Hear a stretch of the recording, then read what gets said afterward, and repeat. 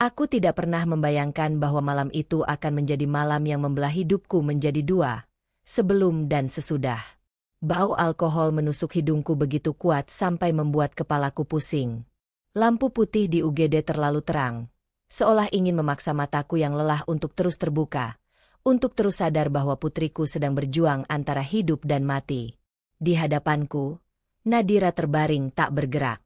Tubuh kecilnya dipenuhi selang dan kabel.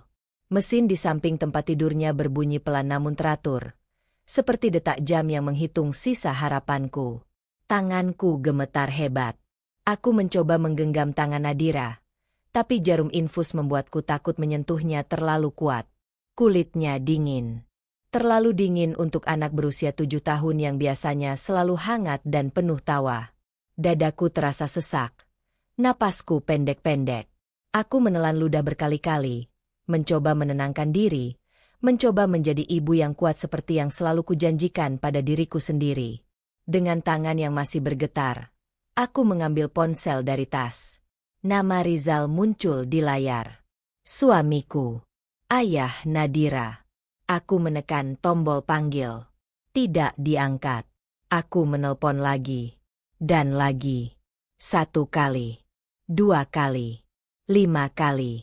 10 kali.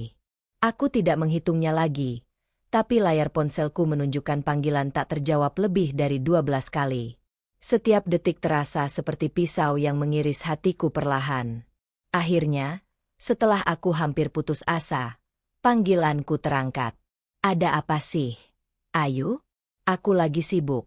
Suaranya terdengar kesal, tanpa sedikit pun kepanikan. Nadira di UGD, Mas, kataku dengan suara bergetar, hampir seperti bisikan. Dia pingsan. Dokter bilang kondisinya serius. Hening sejenak. Aku berharap, dalam hening itu, dia sedang berdiri, mengambil kunci mobil, berlari ke arah kami. Tapi harapanku hancur oleh kalimat berikutnya. Aduh, sekarang? Aku nggak bisa. Urus saja dulu. Nanti aku menyusul. Urus saja dulu. Kata-kata itu menamparku lebih keras dari apapun. Sebelum aku sempat berkata lagi, sambungan terputus. Aku menatap layar ponselku yang gelap, seolah di sana ada jawaban atas rasa sakit yang tiba-tiba menggerogoti dadaku. Tak lama kemudian, sebuah pesan masuk. Singkat, dingin, tanpa empati. Dari Rizal. Bukan penjelasan, bukan permintaan maaf. Hanya sebuah kalimat yang tanpa sengaja membuka kebenaran paling menyakitkan dalam hidupku.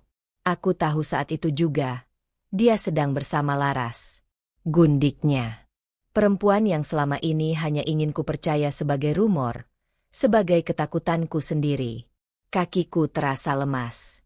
Aku bersandar ke dinding dingin UGD, lalu perlahan meluncur duduk di lantai. Bau obat-obatan bercampur dengan aroma besi dan plastik. Suara langkah kaki perawat berlalu lalang terdengar jauh, seolah aku berada di dunia lain. Air mataku jatuh satu persatu, tanpa suara, tanpa isak. Aku teringat kilas balik bertahun-tahun lalu, saat Rizal memegang tanganku di hari pernikahan kami dan berjanji, aku akan selalu ada untuk keluargaku, apapun yang terjadi. Janji itu kini terdengar seperti cerita orang lain. Bukan hidupku. Pintu UGD terbuka. Seorang dokter keluar menghampiriku. Wajahnya serius, namun matanya lembut. Ibu Ayu, katanya pelan. Kondisi Nadira sempat kritis. Jika terlambat 15 menit saja, akibatnya bisa sangat fatal. 15 menit. Angka itu berputar-putar di kepalaku. 15 menit yang bisa merenggut masa depan anakku. 15 menit yang bagi suamiku mungkin tidak lebih penting daripada sebuah malam bersama perempuan lain. Aku mengangguk lemah, tak mampu menjawab. Tenggorokanku terasa terkunci oleh rasa marah, takut, dan kecewa yang bercampur menjadi satu. Aku kembali duduk di lantai, memeluk lututku sendiri. Di balik pintu kaca, Nadira masih terbaring tak sadarkan diri. Aku menundukkan kepala, membiarkan air mata jatuh ke lantai rumah sakit yang dingin. Di malam itu, di bawah cahaya lampu UGD yang kejam, Aku akhirnya mengerti satu hal yang mengubah segalanya. Di malam itu, aku tahu, aku dan Nadira sudah sendirian. Pagi itu datang perlahan, seperti seseorang yang ragu mengetuk pintu setelah malam yang terlalu panjang. Cahaya matahari menyelinap melalui celah tirai ruang rawat inap, jatuh tepat di wajah Nadira. Kelopak matanya bergerak pelan, lalu terbuka sedikit. Dadaku bergetar. Aku segera berdiri dan mendekat, menahan napas seolah satu tarikan napasku yang terlalu keras bisa membuatnya menghilang lagi. Nadira, bisikku. Matanya yang besar menatapku dengan pandangan lemah. Namun ada kehidupan di sana. Bibirnya kering. Suaranya hampir tak terdengar. Bu. Air mata langsung memenuhi mataku. Aku menggenggam tangannya dengan hati-hati, takut menyakitinya. Tangannya masih dingin, tapi genggamannya nyata. Dia hidup. Tuhan belum mengambilnya dariku. Aku ingin tertawa dan menangis sekaligus. Beberapa menit kemudian, setelah perawat memeriksa kondisinya, Nadira menoleh ke arah pintu. Matanya mencari sesuatu, atau seseorang. Lalu pertanyaan itu keluar. Sederhana, polos, namun menghantam jantungku tanpa ampun. Ayah kemana, Bu? Aku terdiam. Kata-kata tersangkut di tenggorokanku. Bagaimana aku bisa menjelaskan bahwa ayahnya memilih tempat lain, memilih pelukan lain, saat putrinya berjuang untuk bernapas? Aku tersenyum kecil, senyum palsu yang belum pernah kulatih sebelumnya. Ayah lagi kerja, sayang, kataku pelan. Nanti juga datang. Itu kebohongan pertamaku pada anakku. Dan rasanya menyakitkan. Tapi aku melakukannya demi melindungi hatinya yang masih rapuh. Nadira mengangguk lemah, lalu memejamkan mata lagi. Aku membelai rambutnya, berjanji dalam hati bahwa aku akan menjadi tembok yang tidak akan runtuh untuknya. 2 hari berlalu seperti kabut tebal. Aku hampir tidak tidur, hanya duduk di samping tempat tidur Nadira, mendengarkan suara mesin yang terus mengingatkanku betapa dekat aku dengan kehilangan. Pada hari kedua itulah Rizal akhirnya muncul. Dia datang dengan pakaian rapi, rambut tersisir sempurna, seolah baru keluar dari pertemuan penting. Bukan dari rasa bersalah. Kondisinya gimana? Tanyanya singkat. Aku menjawab seadanya. Mataku memperhatikannya, bukan sebagai istri, tapi sebagai seseorang yang mencoba mengenali wajah asing. Ketika perawat menyerahkan rincian biaya pengobatan, alis Rizal langsung berkerut. Kok mahal sekali? Katanya. Nada suaranya lebih keras dari seharusnya. Ini semua perlu. Aku menatapnya tak percaya. Nadira terbaring beberapa langkah dari kami. Masih lemah, masih bergantung pada selang oksigen. Namun yang dilihat Rizal hanyalah angka. Bukan nyawa. Dia mendekat ke tempat tidur, tapi hanya berdiri. Nadira membuka mata dan tersenyum kecil. Ayah, katanya lirih. Rizal mengangguk, tapi tangannya sibuk dengan ponsel. Dia tidak menggenggam tangan Nadira, tidak membelai rambutnya. Matanya turun ke layar, jempolnya bergerak cepat. Aku tahu, entah kenapa aku tahu, bahwa di layar itu bukan urusan pekerjaan. Saat itu, hatiku terasa dingin. Aku melihat setiap geraknya dengan jelas. Setiap detik menambah jarak di antara kami. Dia bukan pria yang sama yang dulu menungguku di depan rumah sakit saat aku melahirkan Nadira, dengan mata merah dan senyum gugup. Aku meminta izin keluar sebentar. Di lorong rumah sakit, aku bertemu dokter yang menangani Nadira. Kami berbicara dengan suara rendah. Dia menjelaskan ulang betapa kritis kondisi Nadira malam itu, bagaimana keterlambatan sedikit saja bisa berakibat fatal. Aku mengangguk, menelan fakta yang sudah ku ketahui, namun kini terasa lebih tajam. Dia beruntung punya ibu yang cepat bertindak, kata dokter itu. Aku tersenyum lemah. Dalam benakku, kenangan lama bermunculan. Rizal yang dulu tertawa bersama Nadira di taman. Rizal yang dulu memelukku dari belakang dan berkata kami adalah tim. Kenangan itu kini terasa seperti foto lama yang warnanya memudar. Malam itu, saat Nadira tertidur, Aku duduk sendirian di kursi. Aku tidak lagi menangis. Ada sesuatu yang berubah di dalam diriku. Rasa sakit itu masih ada, tapi kini dibungkus oleh kejernihan yang menakutkan. Aku mulai memahami bahwa cinta saja tidak cukup jika tidak diiringi tanggung jawab. Aku tidak ingin membalas dendam. Aku tidak ingin menghancurkan siapapun. Tapi aku ingin keadilan. Keadilan untuk diriku. Untuk Nadira. Untuk malam di UGD yang hampir merenggut segalanya dariku. Aku menatap wajah anakku yang tertidur dan berjanji dalam hati. Jika dia tidak takut kehilangan kami, maka aku akan membuatnya merasakannya. Hari itu aku bergerak seperti bayangan. Tidak ada amarah di wajahku. Tidak ada air mata di mataku. Justru ketenangan itulah yang paling mengejutkanku. Aku bangun lebih pagi dari biasanya. Menyiapkan sarapan untuk Nadira, membantu dia minum obat, lalu mengantarnya kembali tidur. Setelah itu, aku mulai melakukan hal-hal yang selama ini selalu kutunda karena berharap pernikahanku masih bisa diselamatkan. Aku membuka laci paling bawah lemari. Di sana tersimpan dokumen-dokumen penting, akta kelahiran Nadira, kartu rumah sakit, rekening bersama, dan beberapa kertas yang dulu kupikir tak akan pernah kubutuhkan. Aku menyusunnya rapi ke dalam map. Lalu aku membuka ponsel lama yang sudah lama tak kugunakan. Di sana masih tersimpan pesan-pesan Rizal. Janji-janji kosong. Alasan-alasan yang terlambat. Dan juga pesan singkat yang membuktikan hubungannya dengan Laras.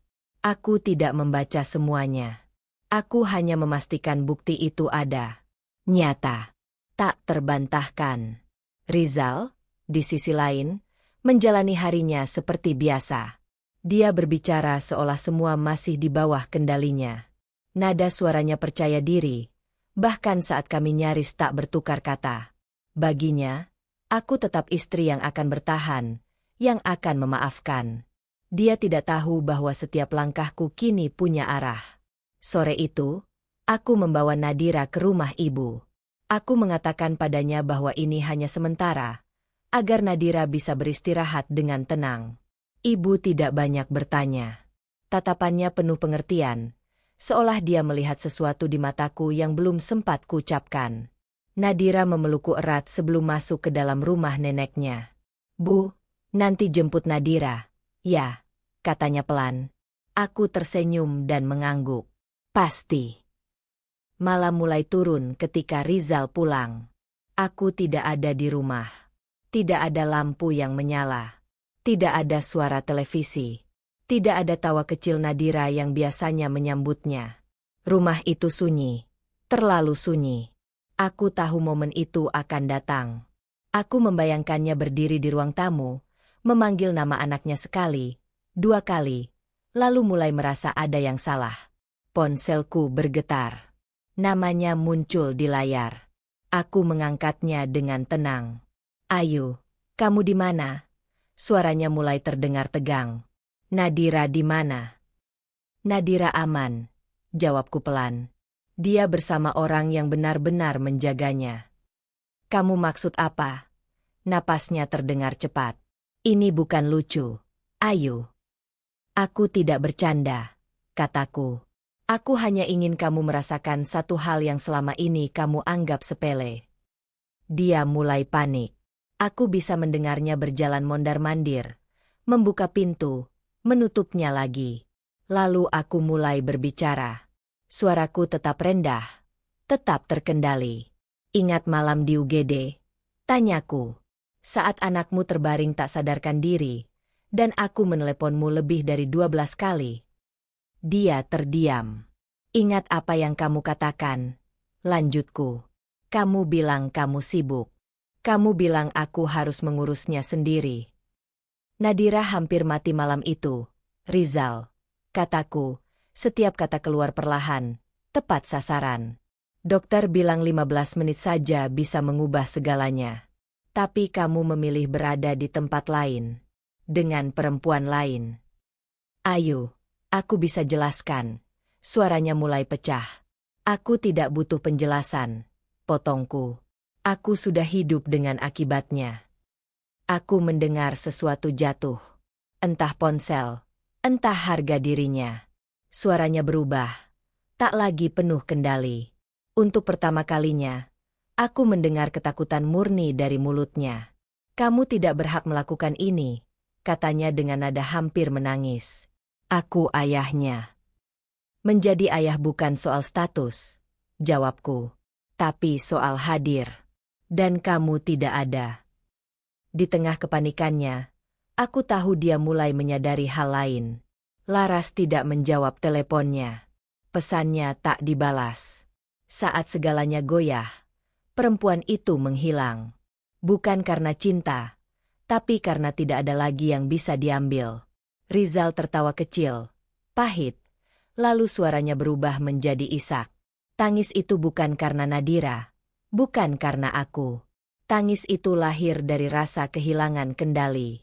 Dari ketakutan kehilangan segalanya yang selama ini dia anggap pasti. Ayo, tolong, katanya akhirnya. Aku mohon. Biar aku lihat Nadira. Aku akan lakukan apa saja. Aku memejamkan mata. Hatiku tidak hancur, tapi terasa berat. Untuk pertama kalinya, posisi kami terbalik. Dia yang memohon. Dia yang gemetar. Aku menghela napas panjang. Aku tidak mengambil Nadira darimu, kataku pelan. Aku hanya menunjukkan apa yang terjadi ketika seorang ayah memilih pergi. Di ujung sana, Rizal terisak tanpa suara. Dan malam itu, dalam keheningan yang panjang, aku tahu satu hal. Kehilangan akhirnya menemukan jalannya sendiri ke dalam hidupnya. Aku memilih tempat yang netral untuk pertemuan itu. Bukan rumah kami, bukan rumah ibuku, melainkan sebuah taman kecil dekat rumah sakit, tempat Nadira dulu suka memberi makan burung merpati. Aku ingin semuanya jelas sejak awal. Tidak ada teriakan. Tidak ada drama. Hanya batas. Rizal datang lebih cepat dari waktu yang kami sepakati. Wajahnya tampak lelah. Matanya sembab, seolah semalam tidak tidur. Ketika dia melihat Nadira berjalan pelan di sampingku, langkahnya terhenti. Untuk sesaat, aku melihat sesuatu yang hampir menyerupai penyesalan. Aku jongkok di depan Nadira. Kalau capek, bilang ke ibu, kataku lembut. Tanganku dilepas perlahan, tapi Nadira justru menggenggamnya lebih erat. Jari-jarinya kecil, namun cengkeramannya kuat, seakan takut aku menghilang jika dilepaskan. Hatiku bergetar, tapi aku tersenyum padanya, memberi isyarat bahwa semuanya baik-baik saja. Rizal mendekat dengan ragu. Nadira. Suaranya bergetar. Nadira menoleh, lalu memandangku sebentar sebelum akhirnya menatap ayahnya. Tidak ada senyum lebar, hanya tatapan polos yang dulu selalu membuat Rizal tertawa. Kini, tatapan itu seperti cermin yang memantulkan semua kesalahannya. Mereka duduk di bangku taman. Aku tetap di sana, tidak jauh, tapi cukup dekat untuk memastikan Nadira merasa aman. Rizal mencoba berbicara, menanyakan sekolah, menanyakan kesehatannya. Nadira menjawab singkat. Tangannya tak pernah lepas dari tanganku. Ayo, kata Rizal kemudian, menatapku. Aku janji akan berubah. Aku akan lebih hadir. Aku akan. Aku mengangkat tangan, menghentikannya. Jangan janji, kataku pelan namun tegas. Janji sudah terlalu sering diucapkan tanpa arti. Dia terdiam. Aku tahu dia ingin mengatakan lebih banyak, ingin memohon lebih keras. Tapi aku juga tahu, di titik ini, kata-kata tidak lagi cukup. Ada luka yang terlalu dalam untuk disembuhkan hanya dengan niat baik yang datang terlambat. Saat Rizal berjalan menjauh setelah pertemuan singkat itu, aku tidak merasa menang. Tidak ada kepuasan. Yang ada hanyalah kelegaan yang tenang. Seperti seseorang yang akhirnya meletakkan beban berat setelah berjalan terlalu lama. Aku menyadari sesuatu yang selama ini kuabaikan. Beberapa luka tidak pernah benar-benar sembuh. Mereka hanya mengajarkan kita bagaimana cara hidup dengan lebih jujur. Aku menggandeng Nadira pulang. Di tengah jalan, dia tiba-tiba menoleh padaku dan tersenyum. Senyum kecil, sederhana, tapi cukup untuk membuat dadaku terasa hangat. Senyum yang sudah lama tidak kulihat sejak malam di UGD itu. "Bu," katanya, "hari ini enak." Aku mengangguk, menahan air mata. "Iya, sayang." Di rumah, aku memeluknya lebih lama dari biasanya. Dalam pelukan itu, aku merenungkan perbedaan antara cinta dan keterikatan. Cinta melindungi, bahkan ketika harus melepaskan. Keterikatan hanya menahan, meski melukai. Aku tidak lagi ingin bertahan pada sesuatu yang menghancurkan kami perlahan. Aku memilih diriku. Aku memilih anakku. Bukan karena aku kuat tanpa rasa sakit, tapi karena aku lelah membiarkan rasa sakit menentukan hidup kami. Dan jika suatu hari Rizal mengingat malam ketika segalanya runtuh, aku ingin dia mengerti satu hal yang paling penting. Aku tidak membuatnya histeris karena benci, tapi karena seorang ibu harus melindungi, bahkan jika harus menghancurkan ilusi seseorang.